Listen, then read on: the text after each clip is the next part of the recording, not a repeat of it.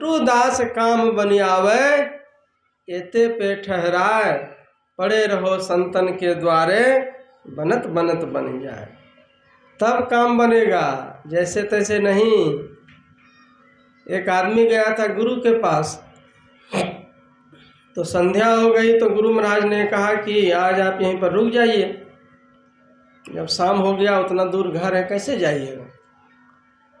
तो आदमी क्या कहता है कि बाबा रुक जाएंगे तो घर में काम नहीं बिगड़ जाएगा, गाय गरु को खाना देना है, ये काम है वो काम है, जो दुनियादारी का। संत तो जान गए ध्यान के दृष्टि से कि इसका आज यहीं का जल लिखा हुआ है, तो रोक दिया उनको। और वो बहाना मार रहा है, तो बहुत बहाना किया। तो गुरु महाराज क्या करते, कहा कि जाइए, अब नहीं मन है रहने का तो नहीं भी आदेश देने का मन है, बेमन से निकला, हुआ आश्रम से निकला। थोड़ी दूर गया तो क्या देखता, उधर से एक गधा चला आ रहा है। उस इलाके की कहानी है जहाँ पर जैसे हम लोग कोई बिल्ली काट देती है रास्ता तो उसको अशुभ मानते हैं ना, कहीं कोई खास काम से जा रहे हैं, या कोई खाली घड़ा लेकर के आ गया, ऐसा पात्र बाल्टी नज़र पे, उसको अशुभ माना जाता है। शास्त्र में भी लिखा है, रामायण में भी चर्चा है कि भरत की जब दशरथ की मृत्यु हो गई थी और भरत को जब समाचार दिया गया था यहाँ आने के लिए, अयोध्या जी वो नानी घर में न थे, जनकपुर में थे। जनकपुर गए हैं आप लोग, कहाँ, नेपाल में पड़ता है जनकपुर धाम। हम वहाँ गए हैं और वहाँ से श्रद्धालु लोग भी राजगीर आश्रम आते हैं। तो वहाँ से अयोध्या जी जाना था उनको, तो रास्ते में ऐसा अपशगुन हो रहा था। तो उस इलाके की कहानी है जहाँ गधा अगर मिल जाए रास्ते में, कोई शुभ काम के लिए परीक्षा देने जाए या कोई ऐसा शुभ काम बर बरतवारी के लिए, गधा अगर दिख जाए रास्ते में तो उसको अशुभ माना जाता था। संयोग से वह श्रद्धालु गुरु से जबरदस्ती आज्ञा लेकर के जब बाहर निकला तो क्या देखता, उधर से सही में वो गधा उधर से चले आ रहा है। अब उसका दिल बैठ गया, सोचा कि गुरु महाराज भी मना कर रहे थे, इतना दूर देहात घर जाएंगे, गधा भी मिल गया रास्ते में से, ठीक नहीं है। वो लौट करके मन में सोच के आ गया। तो गुरु महाराज ने कहा कि आ गए लौट के, अभी तो जल्दी में थे जाने में। कहा कि क्या कहें गुरुदेव, अब आपसे क्या छुपाना है, जो आपकी बात काट के जो गए ना, सो रास्ते में वो गधा मिल गया। तो सोचे कि अब अपशगुन हो गया, तो अब यात्रा नहीं करेंगे, रात यहीं पर रुक जाएंगे आपके शरण में। तो गुरु महाराज ने क्या कहा जानते हैं? कहा कि गधे की बात सुनते हो और गुरु की बात नहीं सुनते हो। गधा के रूप में आ गया तो उसके बात मान करके तुरंत आ गया, और वही चीज़ गुरु महाराज कह रहे थे, इतना देर से नेहरा कर रहे थे तो नहीं माना, तो क्या ज्ञान होगा। गुरु तो त्रिकालदर्शी होते हैं, वो बिना मतलब बिना वजह कोई आदेश भी दिया है, सही में जो साधु संत और पहुँचे हुए महापुरुष होंगे, कोई ऐसा आदेश नहीं करेगा जिसको कि आप पालन नहीं कर सकते। अगर छत से कूदने भी कह दिया ना, तो समझिए कि कूदने की शक्ति दिया है, कुछ सोच करके बोला है, ऐसे नहीं जान मारने के लिए बोल दिया हूँ। दुनिया में कोई भी आदेश दिया है आपको तो पालन कराने की शक्ति में उनमें होती है। आपकी सिर्फ परीक्षा ली जाती है, अगर परीक्षा में पास हो गए तब तो सब कुछ मिल जाएगा, फेल हो गए तब तो झूलते रहिएगा। गुरु नानक देव जी सिख धर्म के पहले प्रवर्तक थे, गुरु नानक देव जी महाराज। और चौथे गुरु का नाम था रामदास जी महाराज, वो युवक थे। और दूसरे गुरु का नाम था अंगद देव जी, और तीसरे गुरु का नाम था अमरदास जी। अभी 4 गुरु तक कहीं समझाते हैं आप लोगों को।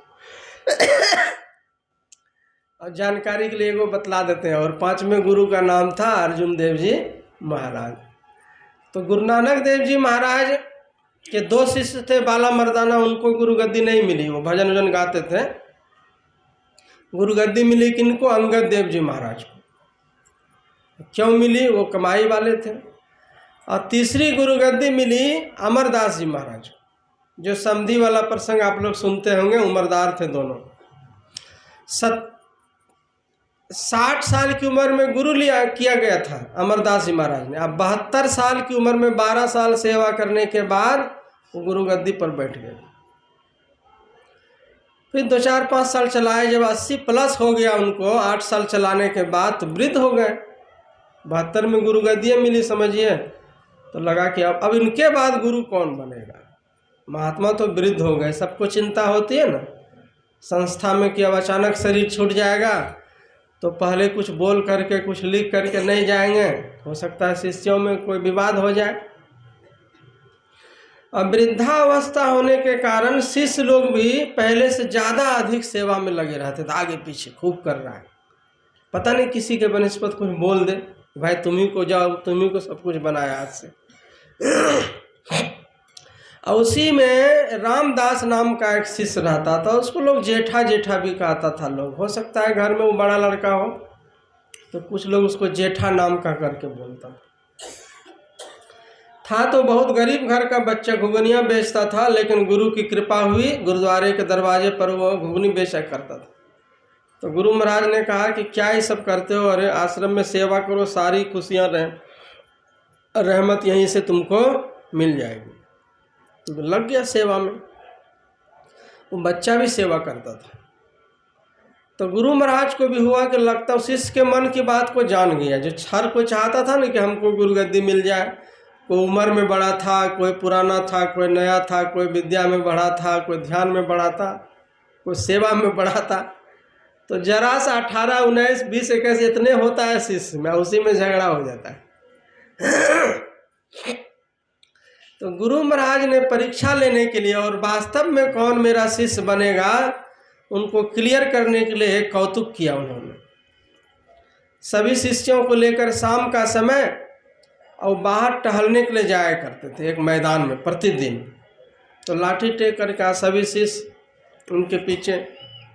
तो गुरु महाराज वहाँ रुक गए मैदान में, कहा कि देखिए वृद्ध आदमी हूँ, रोज़ यहाँ टहलने आता हूँ, थक जाता हूँ, तो मेरी इच्छा है कि यहाँ आप लोग सब एक एक चबूतरा हमारे लिए बनाइए, अपने नाम से अलग अलग बनाइए।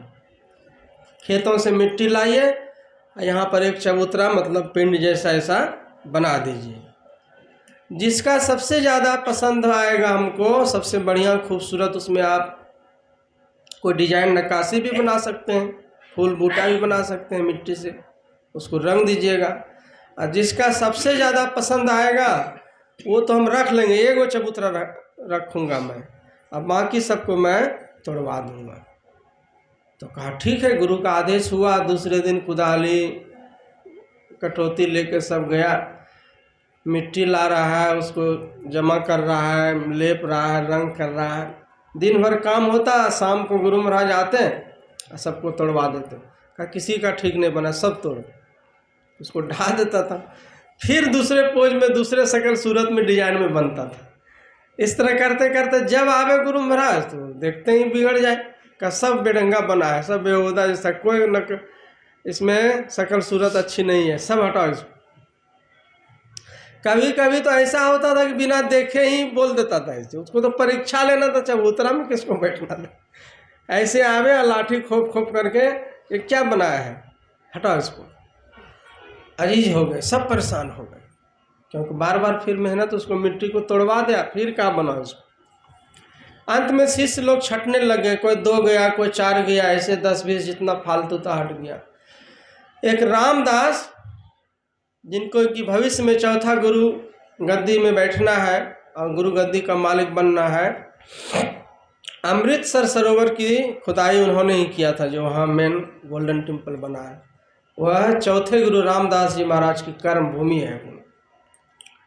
तो वही लगा हुआ, अभी युवावस्था में है, युवक है, वो अकेले लगा हुआ है, सबको भाग्य रोज बनाता है। उनका भी गुरु महाराज आते हैं तोड़वाते हैं, आते हैं तोड़वाते हैं। अंत में लोग गुरु महाराज क्या कहेंगे, और सब आदमी समझाने के लिए आ गया, कहा कि तुम पागल हो गए हो, जानते नहीं हो गुरु महाराज का उम्र कितना, 60 बरस में तो लोग सठिया जाता है, इनका उम्र 80 से पार हो गया है। जिनको कोई सुधी बुद्धि रहता है, खाली बनवाना तोड़वाना। जब हम लोग सब छोड़ दिए तो तुम काहे माथापच्ची कर रहे हो उसके फेर में। तो रामदास जी महाराज ने क्या कहा जानते हैं? कहा देखो भाई, मुझे जो कहना है सो कह लो, हमको कोई तकलीफ नहीं, लेकिन हमारे गुरु महाराज को मत कहना कि सठिया गए हैं और 80 के उम्र होने से बुद्धि नरभसा गए। अरे गुरुवे महाराज का बुद्धि नहीं काम करेगा तो दुनिया में किसका बुद्धि काम करेगा? वे तो ऐसे महान हस्ती है, चाहे सोए हो, चाहे निद्रित अवस्था में हो, चाहे समाधि में हो, कहाँ क्या हो रहा है तीनों लोक में सब ज्ञान उनको रहता है। और अभी तो साक्षात हमारे गुरु महाराज चल रहे हैं, फिर रहे हैं, बोल रहे हैं, चल फिर रहे हैं, जुबान से आदेश दे रहे हैं, उसकी बुद्धि को आप नर्वस कैसे कर सकते हैं? रोने लग गए। तो कहा कि बनाओ, जब नहीं तुम मानते हो तो अपने से लगे रहो। एक तो तुम भी पागल हो, आत्मा गुरु तो पागल ही है, तुम भी पागल हो। बनाते चला गया। तो कहानी में इतिहासकार ने लिखा है 72 बार चबूतरा को बनवाया, 72 बार उसको तोड़वाया। मतलब 2 महीना से ऊपर हो गया वो एक ही काम को करते हैं, लेकिन जरा सा भी मन नहीं उठता। गुरु का आदेश है, गुरु भगवान रूप। छोटी सी चीज़ के लिए हम गुरु का दिल क्यों दुखाएं? जो चीज़ गुरु को पसंद नहीं होगा वो हम अपने तोड़ देंगे, गुरु को बिना कहे तोड़ देंगे। जब पसंद नहीं हुआ तब उनको एक दिन गुरु महाराज ने आया और उनको गले से लगाया, सिर पे हाथ रखा, शाबाशी दी और ज्ञान ध्यान और साधना की शक्ति से उसको परिपूर्ण कर दिया। उसने कहा कि गुरुदेव कहिए तो नहीं ठीक बना है तो और दूसरे दिन बनाते हैं। ये रामदास जीवन भर आप कहते रहिएगा तो हम जीवन भर बनाते रहेंगे, हमको दूसरा कोई काम ही नहीं। शिष्य के लिए गुरु का आदेश मिल जाना ही सबसे बड़ा सौभाग्य समझना चाहिए। आदेश दिया है सेवा का, इसका मतलब है कि सेवा के पीछे आशीर्वाद भी छुपा हुआ है। सेवा दुनिया का आदमी तो कोई किसी का हक नहीं रखता है, गुरु पीर भगवान हक रख लेगा। अरे सेवा करवा रहा है तो उसके पीछे आशीर्वाद देगा। सेवा जो कीजिएगा वह स्थूल चीज़ें होगी, आशीर्वाद जो मिलेगा वह सूक्ष्म दौलत होगी, वो किसी को नहीं दिखेगा और आपके जीवन को मालो माल कर देगा। लेकिन विश्वास हो इतना तब, इसीलिए संत महापुरुष कहते हैं तभी मनुष्य शरीर सार्थक होगा, वरना पद्म पत्र पर पड़े हुए अति चंचल नीर समान, अतिशय चपल और क्षणभंगुर इस जीवन को जान। यहाँ एक बस सत्संगति, क्षण भर की सत्संगति का ही भाव, यह भव सागर से तरने का बन जाता दृढ़तर नाव। जितना कीमती है उतना यह क्षणिक है। पद्म पत्र पर पड़े हुए, कमल के पत्ते में जैसे पानी नहीं टिकता है, उसी तरह इस जीवन में किनके साथ क्या घटना घट जाएगी कोई नहीं जानता है। एक जगह मैं सत्संग करने गया था तो ऐसे बोल दिए कि रात भर में कोई किनके साथ क्या घटना घट जाएगी कोई नहीं जानता है। और सही में सत्संग करके सुबह उठते रहते, रात में कोई बूढ़ी मर गई, गाँव का वृद्ध आदमी होगी, ठंडी के कारण जो है ना, मतलब सत्संग सुना, दूसरे दिन का सुबह का सूरज वो नहीं देख सका। तो किनके साथ क्या घटना घट जाए, बात सही है, सुनने में जरा सा वो लगता है कड़वी जैसे। पंछी 10 दरवाजे का, पिंजड़ा 10 दरवाजे का, जामे पंछी पवन, रहवे को आश्चर्य है जात अचंभा कवन।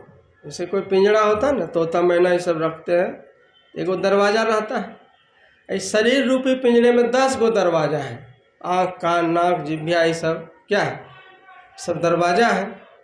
और सूक्ष्म सुगे के समान जीवात्मा इसमें निवास कर रहे थे। तो एगो पिंजड़े में तो असावधानी, ये पिंजड़े में एगो दरवाज़ा होता है तो असावधानी के कारण चिड़िया फुर से भाग जाती है। यहाँ 10-10 गो दरवाज़ा खुला हुआ है। कहते रहबे को आश्चर्य है जात अचंबा कवन, रह रहा है जीवात्मा कैसे रह रही है यही आश्चर्य है। इसमें चला जाए, कोई अनहोनी घटना घट जाए, अचानक किसी का आँख बंद हो जाए, कोई आश्चर्य नहीं। गुरु और भगवान की शक्ति से हम लोग जीवित हैं।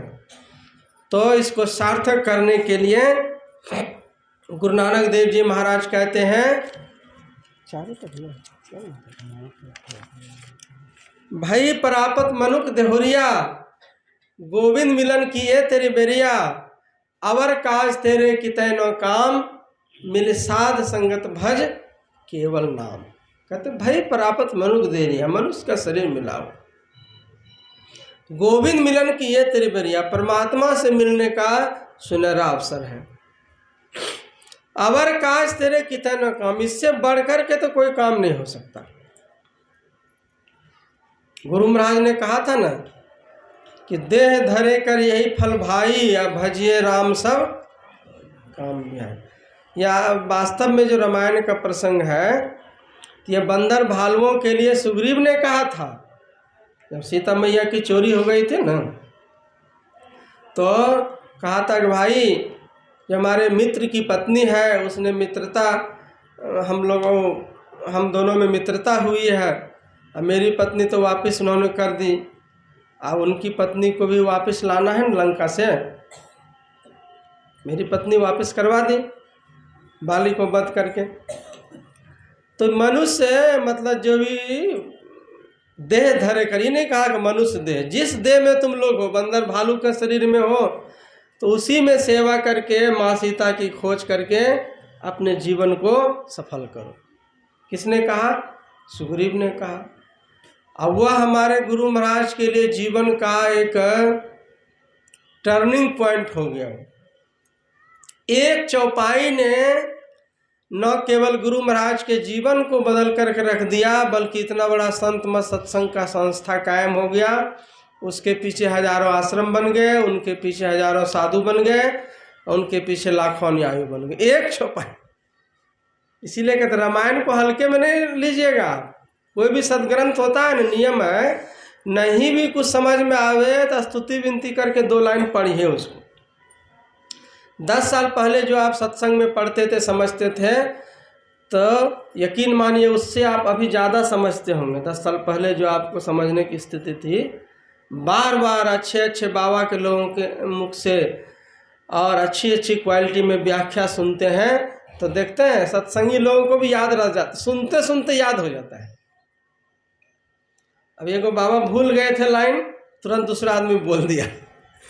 बाबा लोग क्या बोलेंगे वो पहले सत्संगी जान जाता है। क्यों जान जाता है? ये हम लोगों का खुशकिस्मत है, ये बार बार रंग बिरंग के बाबा लोगों का रंग बिरंग के विचारों को बार बार सुनने का अवसर मिलता है।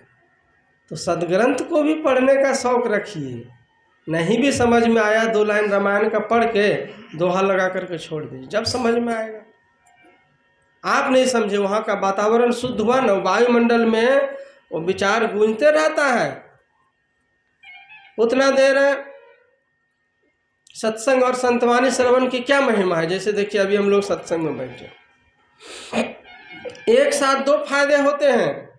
बाहर से लगा कि पहला फायदा ये लगा कि बाबा आए, हम लोगों का अच्छा अच्छा विचार सुनाए, पहली फायदे की बात यही नहीं बुझाता है। दूसरा क्या फायदा जानते हैं? उतना देर हम लोग गलत संगत से दूर रहे जितना देर कि हम लोगों को सत्संग में बाबा ने प्रवचन सुनाया। अगर ये सत्संग का समय नहीं होता, यहाँ नियत अपने अपने घरों में होते, तो कुछ से कुछ करते रहते, कम से कम यह पवित्र कार्य करने वाला लाभ हम लोगों को नहीं मिल रहा होगा। तो बुराई से भी तो बचे, उधर का लोग नहीं जोड़ता। अच्छाई का लाभ मिला अलग, अब बुराई से जो बचे उसका भी तो फायदा हुआ। जरा सा लोग सत्संग और महापुरुषों के शांति से दूर होता है तो अलग घटना घट जाती है। एक घर में मैं सत्संग करने गया, तो ऐसे बरामदे पर हॉल था और सामने किचन था, उसमें पर्दा लगा हुआ था। तो घर की जो माई थी, जब गए तो पैर उर धोया तो देखे कि सब कुछ ठीक था। हाथ थोड़ी देर बाद देखते हैं उसके उंगली में पट्टी बंधी हुई है। तो मैंने कहा क्या हुआ जी? अभी तो ठीक था, पैर धो रहे तो उसमें देखे हाथ सब कुछ ठीक था, आपका हाथ में पट्टी बंधी हुई है। कहा नहीं जानते बाबा, किचन में खाना जो बना रहे थे ना आपके लिए, छोटा बच्चा आके कुछ मांगने लगा, तंग करने लगा, तो हमको गुस्सा आ गया, तो उसको जोर से जो मारे ना तो वो भाग गया, हाथ लग गया दरवाजे में, उसी में हमको फ्रैक्चर आ गया, इसमें स्किन में वही पट्टी बांधे हुए हैं। और सामने में खाना बना रहे, जरा सा खाली पर्दे का आड़ है, देखिए सत्संग की कितनी बड़ी महिमा। हॉल में अगर बैठ जाती तो गुस्सा भी शांत हो जाता, अगर बच्चा जरा सा गड़बड़ सड़बड़ भी करे तो बाबा के डर से। और वो पर्दे के अंदर थे किचन में, तो उसको काम क्रोध कुछ भी व्याप सकता है। जैसे ही आप सत्संग से दूर जाइएगा आपका माइंड थॉट तुरंत चेंज हो जाएगा। एक पर्दे का तो अंतर है, लोग का तो यहीं से सुनते हैं, यहाँ हॉल में है, हॉल से बाहर है, अंतर है। और थोड़ा दूर आगे बाजार में बढ़ जाइए, बहुत अंतर हो जाएगा, पूरे अंतर हो जाएगा। संत वाणी जिस समय सुनते हैं, जिस समय पाठ करते हैं, उस संत का आपको आशीर्वाद मिलता है। इसीलिए कहते हैं कि हर आदमी को रोज स्तुति विनती के बाद भजन याद करना चाहिए। ऐसा नहीं कि किताब देख करके सिर्फ। कंठे विद्या गांठे दाम, जब चाहे तब आवे काम। आपके पास में भजन की पूंजी रहेगी, 10 आदमी बीच में कभी मौका मिलेगा आप भजन गा दीजिएगा। और नहीं तब सत्संग में देखते हैं रात के समय में स्तुति के बाद भजन गाने का नियम होता है ना, याद नहीं रहेगा तो किताब खोजिएगा, किताब दे देगा तो चश्मा खोजिएगा, चश्मा दे देगा तो फिर लाइन चल जाएगा तो इन्वर्टर खोजिएगा, कितना चीज खोजिएगा। याद है तब अंधेरी रात में भी कह दिया कि फल्ला बाबू एगो संत वाणी सुनाइए, तो आप गा सकते हैं। तो याद भी कीजिए और उनको आदर दीजिए, गाने वाला को, सुनाने वाला, सबको आदर दीजिए। सुना रहा है उनको साधारण आदमी मत समझिए, जिस संत की वाणी का पाठ हो रहा है उसको साधारण मत समझिए। एक वाणी जब इतने बड़े किसी व्यक्ति के जीवन को बदल सकता है, और उसमें ऐसे ऐसे हजारों चौपाइयाँ हैं रामायण में, हजारों विचार है सत्संग योग में, अगर उनको पढ़ने का शौक रखिएगा तो कितना जीवन बदल जाएगा आपका।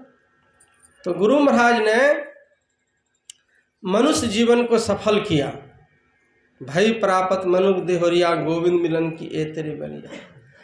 अवर काज तेरे कितै नो काम, इससे बढ़कर के कोई काम नहीं है। मिल साथ संगत भज केवल नाम, जहाँ सत्संग होता है वहाँ आप वक्त निकाल करके जाएं, वहाँ की बातों को सुने। सत्संग क्या सिखाता है? गुरु के शरण में जाने के लिए सिखाता है। तो स्वयं जुड़िए, बाल बच्चों को भी जोड़िए, समाज को जोड़िए। चोर भी साथी संगत खोजता है, कहीं चोरी करने जाना है तो मिल के जाएंगे तो बल मिलेगा। हम सत्संगियों का आपस में मेल नहीं रहेगा, मेजॉरिटी नहीं रहेगी तो अकेले सत्संग करने में मन नहीं लगता है, तो बढ़ाइएगा तब ना।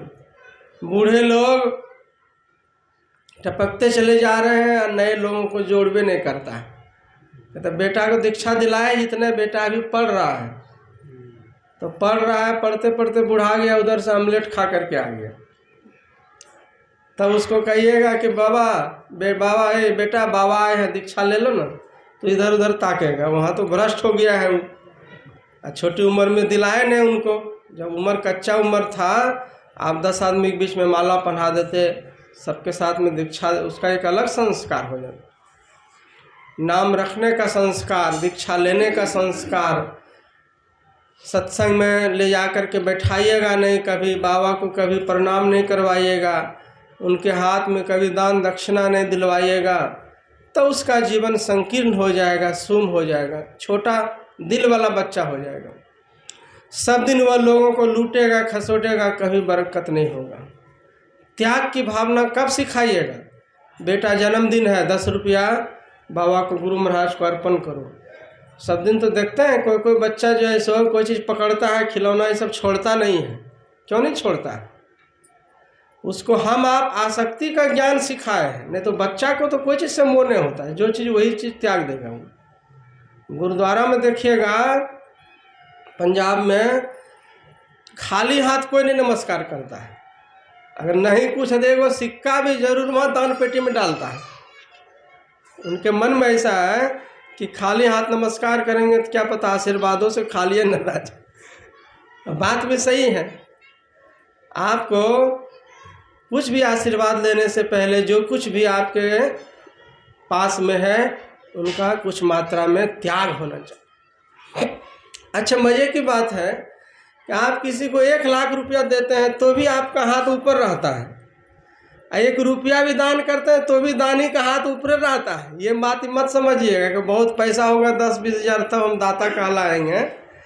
आप 10 रुपया भी दिए तो भी दानी कहलाए, और 1 लाख दिए तो भी दानी कहलाए। तो उसका अभ्यास तो थोड़े से और छोटी रकम से ही किया जाता है।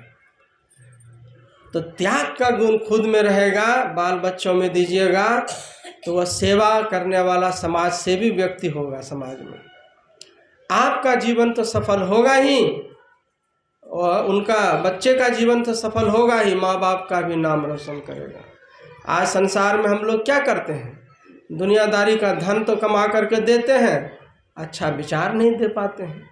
अब परिणाम यह होता है, धन भी लेता है, अब वृद्धावस्था में माँ बाप की सेवा भी नहीं करता है। जब उम्र थी उस समय में सेवा का भाव नहीं सिखाए उसको, अब वह इतना अकड़ गया, इतना अभिमानी हो गया कि मार पीट करके माँ बाप का पेंशन भी ले लेता है। कहता है पिताजी जरा गड़बड़ सड़बड़ किए ना, दूसरे बेटा को अगर दिए ज़्यादा तो बीच में काट देंगे आपको। ऐसी स्थिति आ जाती है, मतलब जान से ज़्यादा पैसे पर उसकी नज़र रहती है। ऐसा क्यों होता है? हम लोगों ने उनको अच्छी शिक्षा नहीं दी। नहीं तो जो समाज की सेवा करने के लिए शिक्षा जब दे दीजिएगा तो घर में माँ बाप की सेवा नहीं करेगा। दूसरे भिखमंगा अपाहिज को खाना देगा, दवाई देगा, घर में रहने वाला माँ बाप को दवाई नहीं देगा। लेकिन सेवा का भाव उनको सिखाइएगा, और वो यहीं से संभव है। इसीलिए सांसारिक चीज़ों को दीजिए, आध्यात्मिक दौलत दीजिए, खुद उसको अमल में उतारिए। आपको देख करके वह संतान और समाज भी सीखेगा। आप जैसे तैसे रहिएगा तो समाज में मनुष्य शरीर सार्थक करने का मैसेज आपसे नहीं जाएगा। आप दानव जैसा जीवन जिएगा तो लोग आपसे दानव जैसी शिक्षा लेंगे। इसीलिए कहते हैं और रोज़ ध्यान करिए। घर में माँ बाप बैठ करके ध्यान करें तो बाल बच्चों पर अच्छा संस्कार पड़ता है, गुरु भी प्रसन्न रहते हैं और आपके मन को भी शांति मिलती है। इसीलिए रोज़ हम लोगों को ध्यान करना चाहिए। ध्यान में कितनी बड़ी शक्ति होती है। एक छोटा सा प्रसंग कहकर अपनी वाणी को विराम देने जा रहा हूँ। एक थे पंजाब में बाबा फरीद नाम के संत हुए। तो छोटी अवस्था में जब वो स्नान पूजा करके आते थे तो कहते माँ भूख लगी है, कुछ खाने के लिए दो। तो माँ कहती कि बेटा स्नान करके आया तो ध्यान किया पहले? तो बच्चा कहता है कि ध्यान करने से क्या होता है? का ध्यान करने से क्या होता है? ध्यान करोगे तो